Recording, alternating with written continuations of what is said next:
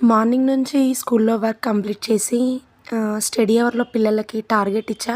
And Saturday కాబట్టి కొంచెం games ఆడించి స్కూల్లో కొంచెం ఎంటర్టైన్మెంట్ క్రియేట్ చేశా అనమాట.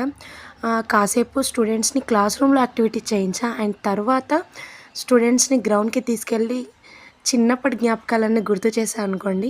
చాలా బాగా ఆడారు పిల్లలు మాత్రం. ఇంకా వీళ్ళు ఇలా ఆడుతుంటే నాకు కూడా నా మెమరీస్ గుర్తొచ్చేసాయి. నేను కూడా మా మేడంతో కాసేపు షటిల్ ఆడా. నాకు షటిల్ అంటే చాలా ఇష్టం. అండ్ మా మేడం కూడా చాలా బాగా ఆడింది నాతో పోటీగా. అండ్ నెక్స్ట్ ఇక్కడ నేను first class స్టూడెంట్స్తో coordination activity చేయించా.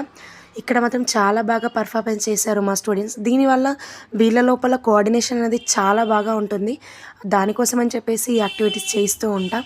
And next rose day కాబట్టి పిల్లలు ఇక్కడ నాకు రోజెస్ అన్నీ తెచ్చి ఇచ్చారు.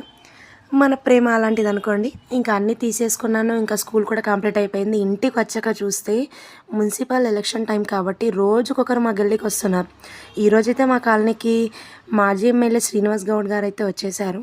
ఫ్రెండ్స్, ఈ మున్సిపల్ ఎలక్షన్స్ అంటే మాత్రం మన ఏరియా కోసం లీడర్స్ని చూస్ చేసుకునే అవకాశం అనమాట. Roads and water, lights, sanitation లాంటి బేసిక్ ఫెసిలిటీస్ అన్నీ వాళ్ళ మీదనే డిపెండ్ అయి ఉంటాయి. ఫ్రెండ్స్, ఇక్కడ మీకు ఒకటి చెప్దాం అనుకుంటున్నా. ఈరోజు కొంచెం మనీ కోసం ఓటు వేస్తే రేపు మన roads, water, jobs and schools అన్నీ సఫర్ అవుతాయి. మన ఓటు మన హక్కు. దాని వాల్యూ పైసలతో మెజర్ చేయలేం. మంచి లీడర్ని చూస్ చేసుకుంటే మన ఏరియా డెవలప్ అవుతుంది. మన పిల్లల ఫ్యూచర్ సేఫ్గా ఉంటుంది.